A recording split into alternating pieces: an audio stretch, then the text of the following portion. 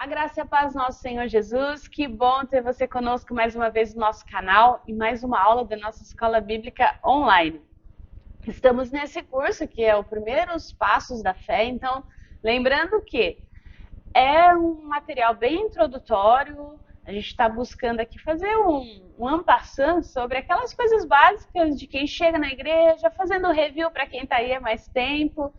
Então, antes de nós começarmos a aula de hoje, onde nós vamos falar sobre o corpo de Cristo, a igreja, o culto, os sacramentos, eu quero orar com você. Vamos lá? Pai, nós te damos graças por esse dia que o Senhor nos fizeste. Louvado seja o teu nome, Pai, porque as tuas misericórdias se renovaram sobre as nossas vidas mais uma vez.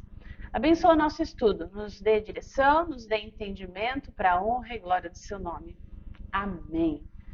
Amém. Então, eu gostaria de pensar com você, né, quando a gente pensa no corpo de Cristo, na igreja, o que é, então, a igreja, vamos pensar assim, e como ela se reúne, quando que acontece essas reuniões.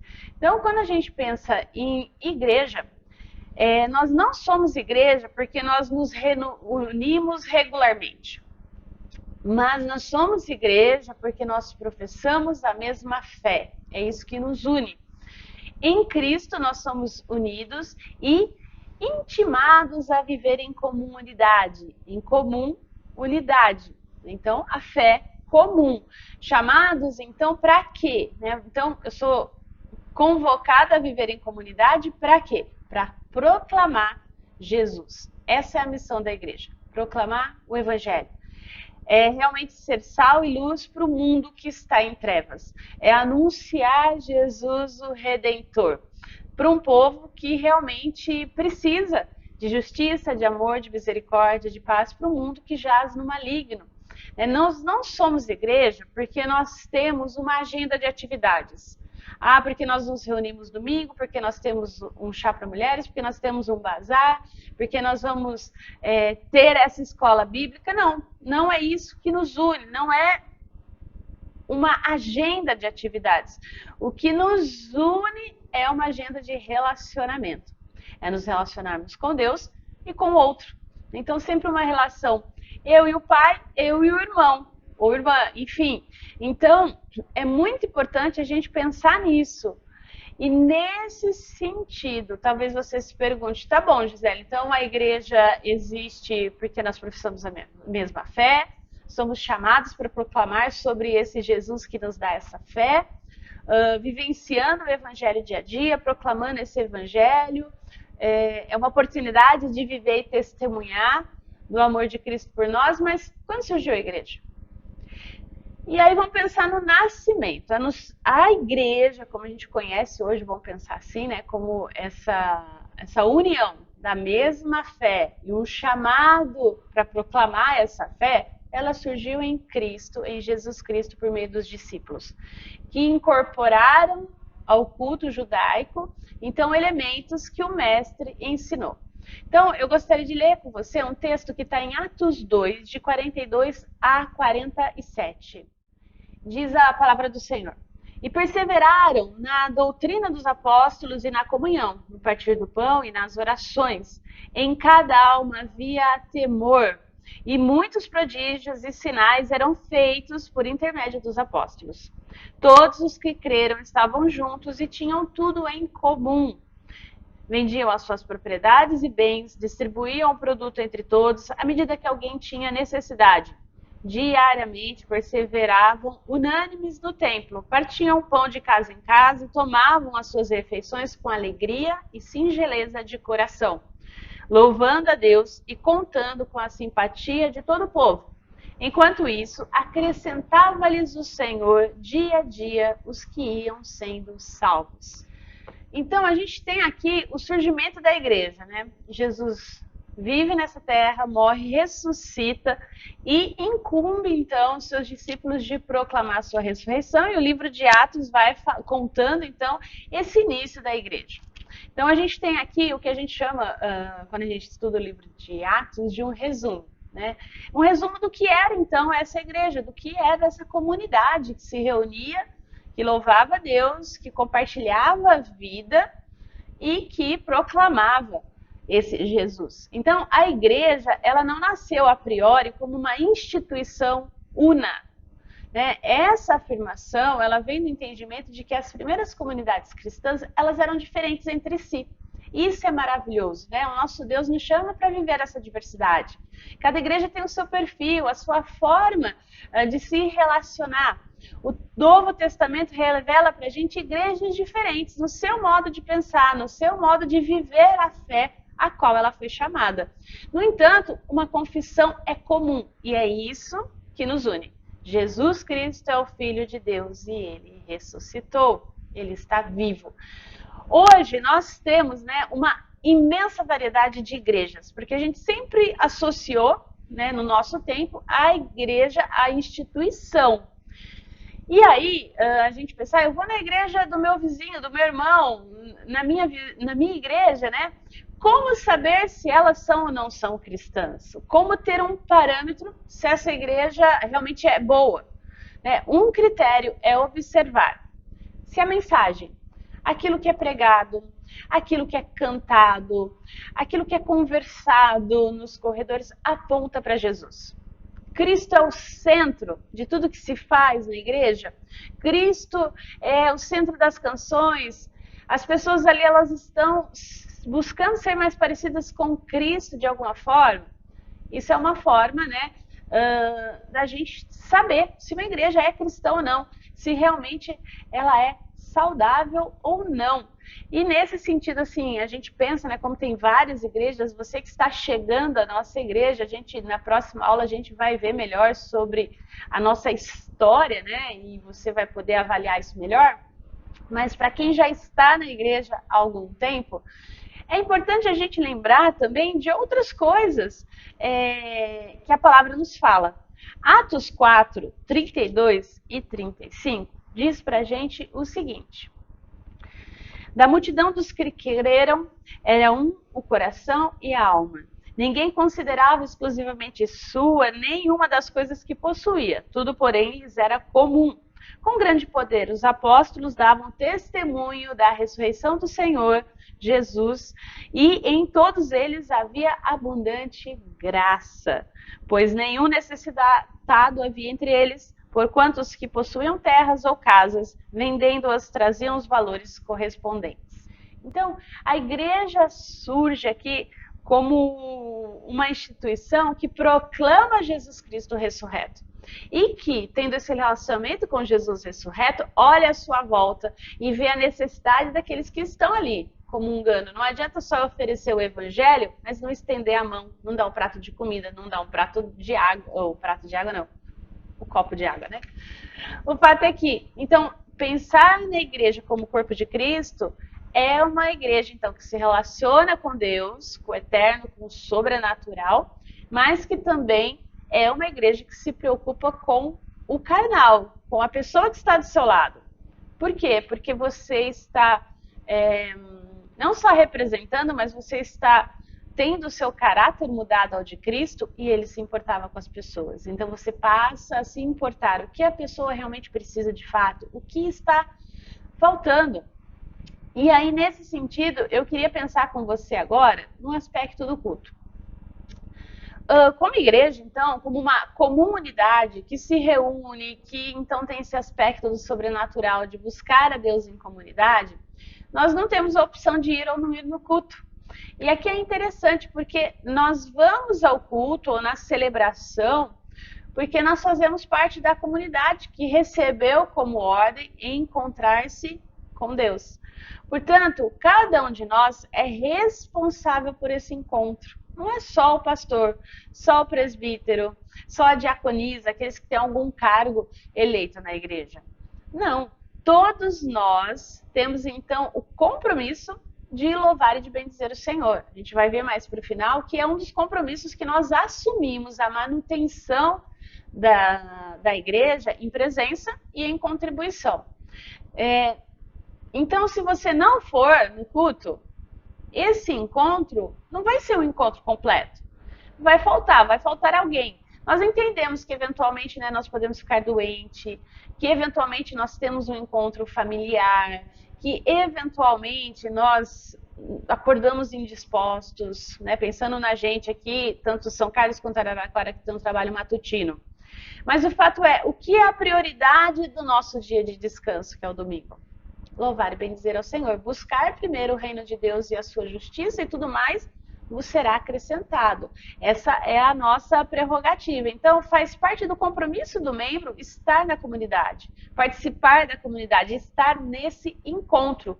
Culto é encontro. É o momento onde nós nos reunimos para louvar e bendizer o Senhor.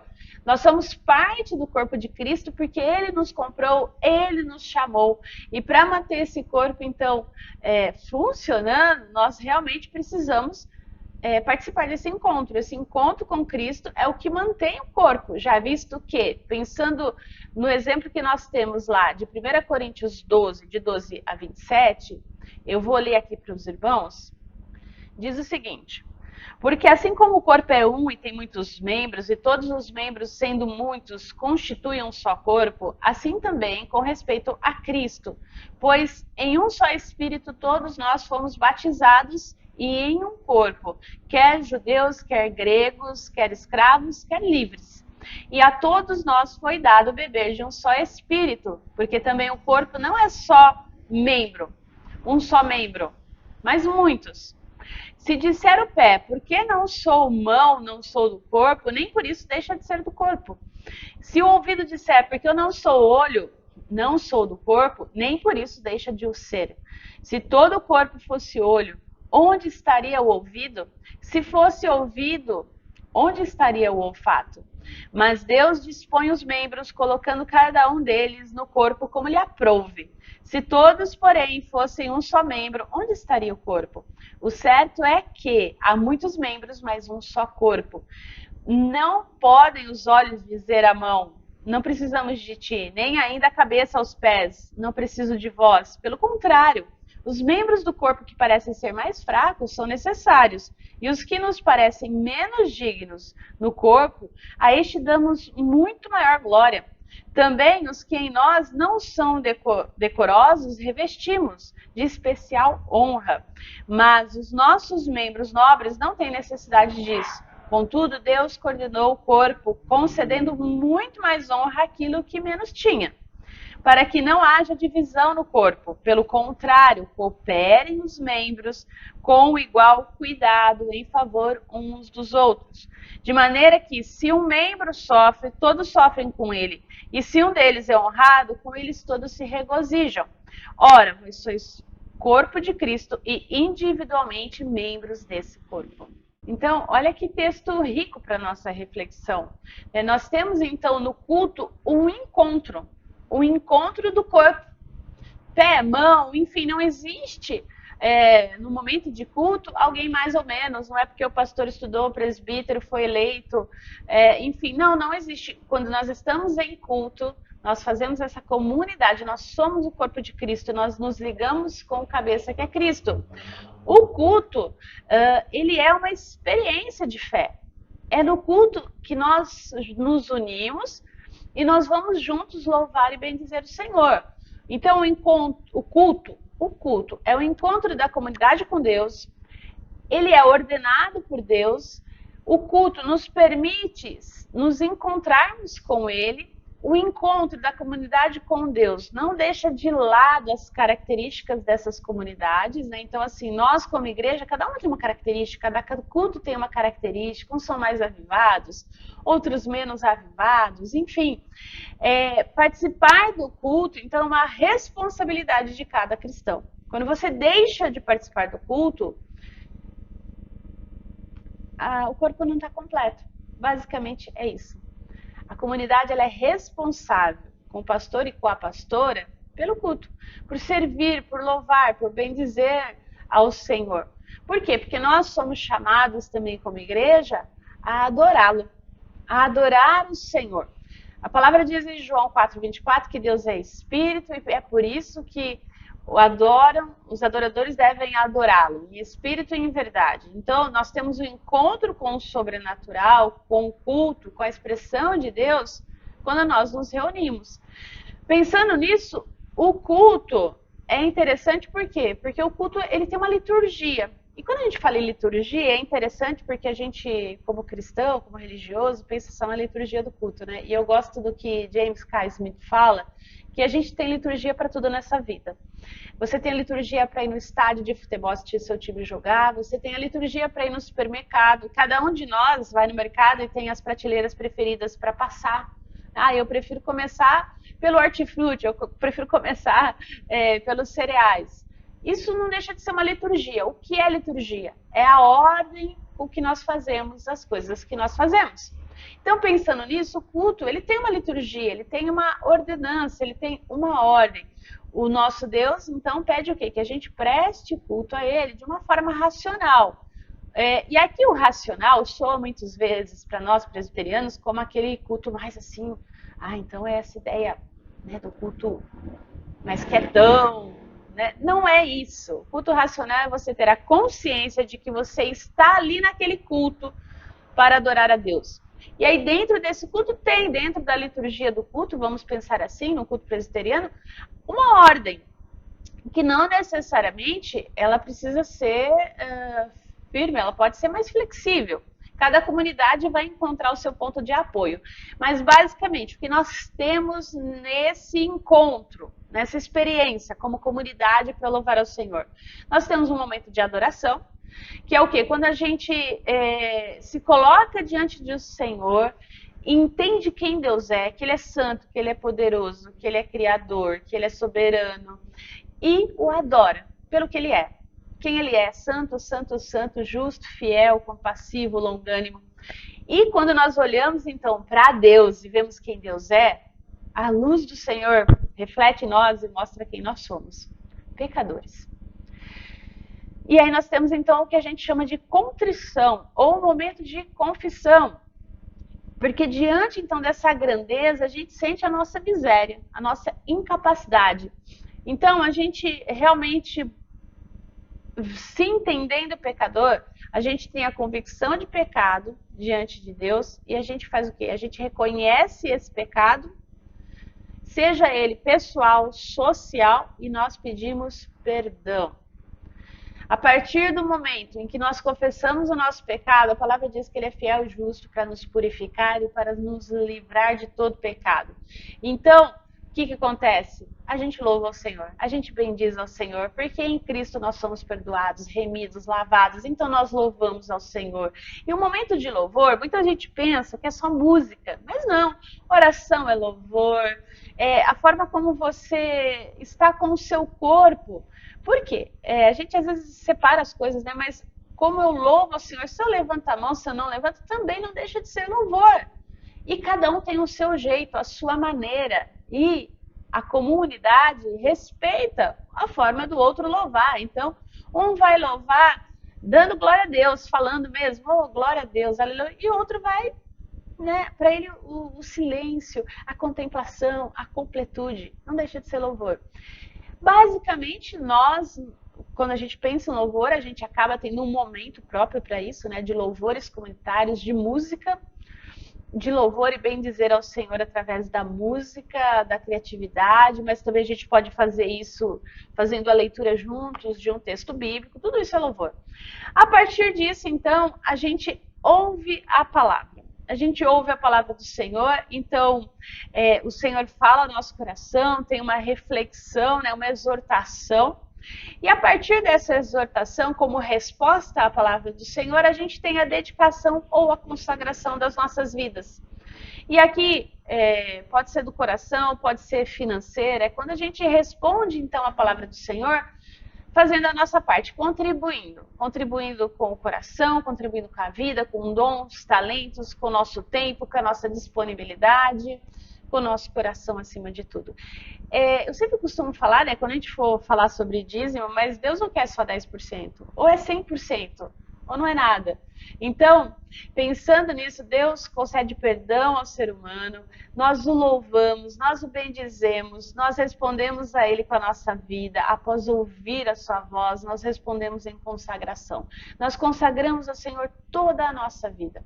E aí eu queria pensar com você alguns princípios básicos do culto, que são importantes quando a gente pensa em culto. Primeiro, um culto, eu falei, né, da ideia de Jesus ser o centro, né, de tudo, então lembre-se, o culto bíblico, ele é uma experiência corporativa e não individualista.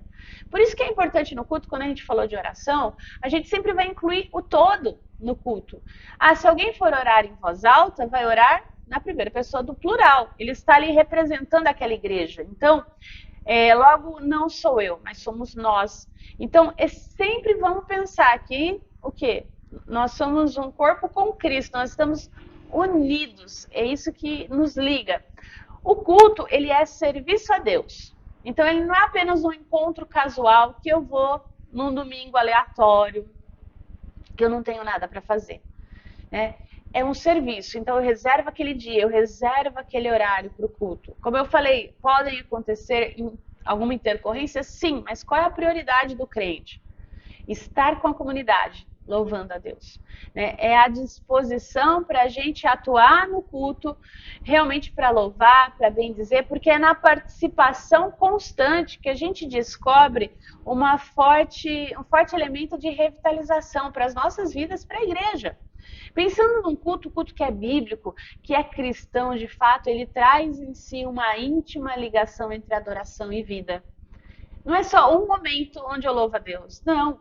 É um convite para a partir daquele encontro eu continuar. Eu sempre costumo falar aqui em São Carlos, e compartilho com os irmãos de São Carlos, que o culto é um refrigério. Por quê? Porque o momento de culto que a gente se reúne, né, domingo, 9 horas da manhã, em Araraquara, 10h30 da manhã em São Carlos, o que acontece? É o momento em que eu tomo aquele fôlego, eu tomo aquela aguinha gelada, e aí eu me abasteço para o resto da semana. O verdadeiro culto acontece fora das paredes do templo. É como você vive a sua vida, como você adora a Deus através das suas atividades. Então, o culto é um intervalo entre o primeiro tempo e o segundo, sabe? Do jogo de futebol. O jogador vai, toma aguinha, respira. Então, quando a gente se reúne em comunidade, é para isso. É para louvar a Deus, para bendizer, para adorar, para ser o que? Edificado. E a partir disso, a gente sair daqui, o culto, na verdade, ele não termina a hora que que a gente fala amém depois da bênção. Ele só está começando. Porque nós somos enviados após esse culto, para quê? Para louvar, para bendizer ao Senhor na nossa vida. Então, o culto, a hora do culto, ela tem de ser uma continuação da vida cotidiana. Ela é esse momento de refrigério. Então, da mesma maneira, a vida diária, o ordinário da sua vida, ela precisa o quê? Ser um prosseguimento do culto. E aí eu falei de liturgia, né? Então, a sua vida diária, ela continua sendo uma liturgia. Tudo que você faz, como você faz, louva ou não louva ao Senhor. Então, qualquer distinção profunda que se possa fazer entre o momento de culto e a vida fora dessas 4 paredes, ela invalida a adoração do Senhor. Está tudo junto e misturado, vamos pensar assim. Então, o culto ele é um encontro da comunidade, para louvar, para bendizer o Senhor, para que a gente possa realmente buscar esse aperfeiçoamento, a orientação do Senhor, ter esse momento de encontro, de entrega, e a partir disso, então, vivermos as nossas vidas. Então, a gente sai da igreja e a gente continua, a gente é enviado para louvar e bendizer ao Senhor. E pensando, então, dentro do culto, pensando eu falei de vários itens aqui, do culto, dessa experiência de culto, dos elementos do culto, tem 2 elementos que para nós são muito importantes e que eu queria tratar com você, que são os sacramentos. No entanto, eu vou deixar ele para a próxima aula. E aí na próxima aula a gente vai fazer uma aula exclusiva então sobre sacramentos, sobre o batismo e a ceia do Senhor que acontecem dentro do culto, que são a expressão, são meios de graça do Senhor na nossa vida e que são muito importantes a gente pensar nos tipos que tem, como que acontece, nós como presbiterianos independentes, quais são as nossas prerrogativas a partir disso. Então, são elementos do culto que a gente vai ver então de uma forma separada, com mais calma depois, então.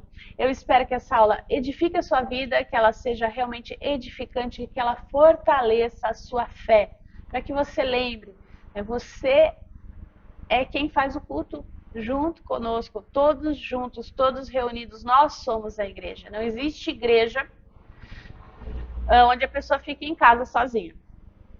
Ah, porque durante a pandemia nós tivemos, né, essa facilidade dos meios virtuais, e que bom que a gente pode, por exemplo, estar estudando aqui a Bíblia junto, sem ter toda aquela liturgia, né, de ter que sair mais cedo, de acordar mais cedo. Você pode me ouvir em qualquer lugar que você está, me ver, né, e a gente está aqui compartilhando. Que bom que isso é possível, louvado seja Deus por esse meio que nos aproxima. No entanto, não se esqueça, o culto ele é realizado quando nós nos reunimos. Pode ser feito dessa forma? A gente viu que sim na pandemia. Isso nos uniu. Mas o ideal é o quê? É a gente estar junto no presencial, no tete a tete, no olho, vivendo a nossa vida, né? Realmente assim, sendo moldados uns pelos outros. A santidade é isso, é a gente ser moldado pelo Senhor no convívio comunitário. Não tem como eu amar se não tem situações na minha vida onde eu realmente preciso amar aquele que é diferente. Não tem como eu ter paciência se eu não tenho situações para ter paciência. Por isso que eu sempre falo, cuidado com o que você pede a Deus em oração. Porque a gente pede, da sabedoria, da paciência, Deus vai dar circunstâncias, situações para que isso aconteça. Então, que você se organize, meu irmão e minha irmã, para estar presente sempre nos cultos dominicais. No culto de oração, eu sei que nem sempre é possível, a gente tem a nossa demanda de trabalho durante a semana e ok, a gente precisa realmente sustentar a nossa casa, isso é também a forma como a gente sustenta a nossa igreja. E louvado seja Deus, porque nós temos o nosso trabalho. Mas eu quero pedir para você uma atenção especial para o culto de domingo. É esse culto que a gente se une como igreja, como corpo de Cristo, para louvar e bendizer o Senhor. Não que os outros cultos e as outras reuniões não sejam, tá? Mas a palavra diz para a gente separar um dia para o Senhor. Então, se você não pode estar no culto do meio da semana, esteja no dia domingo.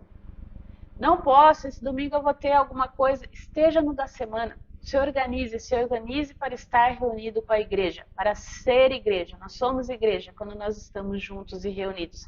Você é igreja sozinho onde você está, no seu trabalho? Sim, você é. Então, você vê que como uma coisa complementa a outra, eu não deixo de ser um em detrimento do outro. As duas coisas estão unidas. E isso que é a beleza do corpo de Cristo. É isso que nos une, a nossa fé em Cristo, a nossa capacidade de proclamar esse Cristo. Que Deus nos fortaleça, que Deus nos abençoe nesse sentido, para que a gente possa realmente ter unidade na diversidade. Somos pessoas diferentes, que louvam a Deus juntas, que se encontram para louvar e bendizer ao Senhor, e nesse encontro nós saímos edificados e edificadas. Eu queria deixar para você uma frase, está lá no capítulo 21 do culto religioso do domingo, item 2, que diz: o culto religioso deve ser prestado a Deus o Pai, o Filho e o Espírito Santo. E só a Ele. Não deve ser prestado nem aos anjos, nem aos santos, nem a qualquer outra criatura, nem depois da queda. Deve ser prestado a Deus, pela mediação de qualquer outro, senão Cristo. O culto é mediado por Cristo. É prestado, então, a Deus, Pai, Filho e Espírito Santo. Nós, como igreja, somos convidados e convidadas a prestar esse culto. Então, priorize estar no culto, participar do culto, ser igreja junto com os outros.